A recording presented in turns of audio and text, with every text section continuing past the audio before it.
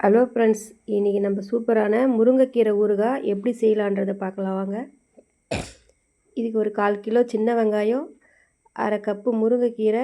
நான் வந்து காஞ்ச முருங்கைக்கீரை தான் எடுத்து வச்சுருக்கிறேன், காய வச்சுருக்கேன் அலசிட்டு. 5 டீஸ்பூன் வெறும் மிளகாத்தூள், ஒரு 100 கிராம் பூண்டு.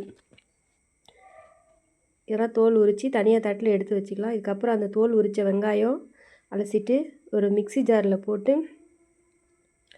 அது கூடவே இந்த முருங்கைக்கீரை 1/2 கப்பு நம்ம எடுத்து வச்சுருக்கோம் இல்லையா, அந்த முருங்கைக்கீரையும் போட்டு நல்லா கொரப்பாக அரைச்சிக்கணுங்க.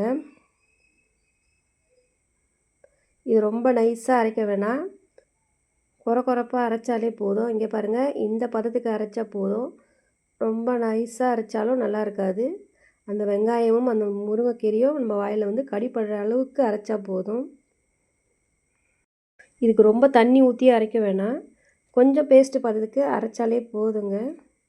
இதுக்கு ஒரு ஊறுகாய் பொடி நம்ம ரெடி பண்ணிடலாம். இதுக்கு முதல்ல வந்து 1 டீஸ்பூன் தனியா, 1 டீஸ்பூன் கடுகு, 3/4 டீஸ்பூன் வெந்தயம், 1/2 டீஸ்பூன் மிளகு, 1/2 டீஸ்பூன் ஜீரகம், ஒரே ஒரு காஞ்ச மிளகாய், தாளிக்கிறதுக்காக கொஞ்சமாக பெருங்காயத்தூள் ஒரு தட்டில் எடுத்து வச்சு, இதுக்கு முதல்ல வாணலில் நம்ம எடுத்து வச்ச பொருளெல்லாம் போட்டு பொன்னிறமாக இதை வந்து வறுத்து எடுத்துக்கணும்.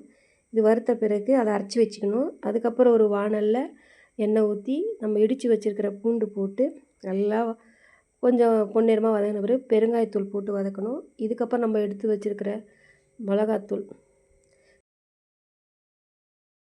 ஆஃப் பண்ணிவிட்டு வெறும் மிளகாத்தூள் போடணும். மிளகாத்தூள் போட்டவுடனே நம்ம அரைச்சி வச்சுருக்க முருங்கைக்கீரை பேஸ்ட்டை போட்டு நல்லா வதக்கணும். அதோட பச்சை வாசனை போகிற அளவுக்கு வதக்கினா போதும். அதுக்கப்புறம் நம்மளுக்கு தேவையான அளவு சால்ட்டு, முதலே சால்ட்டு அது சுருங்க வந்து உப்பு அதிகமாகிடும், அதனால் கொஞ்சம் வதங்கின பிறகு போட்டால் நல்லாயிருக்கும். இதுக்கப்புறம் ஒரு எலுமிச்சை சைஸ் புளி கரைச்சி வச்சுருக்கேன், திக்காக தண்ணி ரொம்ப ஊற்றாமல் அதையும் ஊற்றி அது பச்சை வாசனை போகிற அளவுக்கு அதையும் நல்லா கொஞ்சம் வதக்கணும்னா, இந்த பாருங்கள், இதெல்லாம் சுருண்டு ஈரப்பதெல்லாம் போய் பச்சை வாசனையும் போய் நல்லா சுருண்டு வரும். இதுக்கப்புறம் நம்ம அரைச்சி வச்சுக்கிற பொடியை கலந்துக்கலாம். அதுக்கப்புறம் கொஞ்சமாக வெல்லம் போட்டு கிளறுனா, எண்ணெய் நம்மளுக்கு தேவைன்னா ஊற்றிக்கலாம், இல்லைனாலும் இதோட விட்டுடலாம். அரைச்சி வச்சோம்னா சூப்பரான சுவையான முருங்கைக்கீரை ஊறுகாய் ரெடி. பாருங்கள் எப்படி இருக்குது.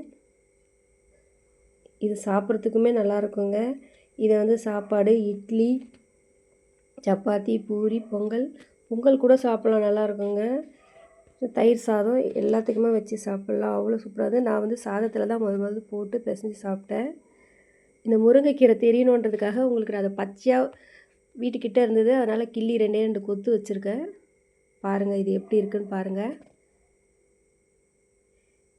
இதை நீங்கள் வீட்டில் செஞ்சு பாருங்கள். இது முருங்கைக்கீரை சாப்பிடாதவங்க கூட நல்லா சாப்பிடுவாங்க. இது சாதம் போட்டு பிசைஞ்சு சாப்பிட்டா அவ்வளோ சூப்பராக இருக்குங்க. இதை நீங்கள் செஞ்சு பார்த்துட்டு எப்படி இருக்குன்னு சொல்லுங்கள். பிடிச்சிருந்தா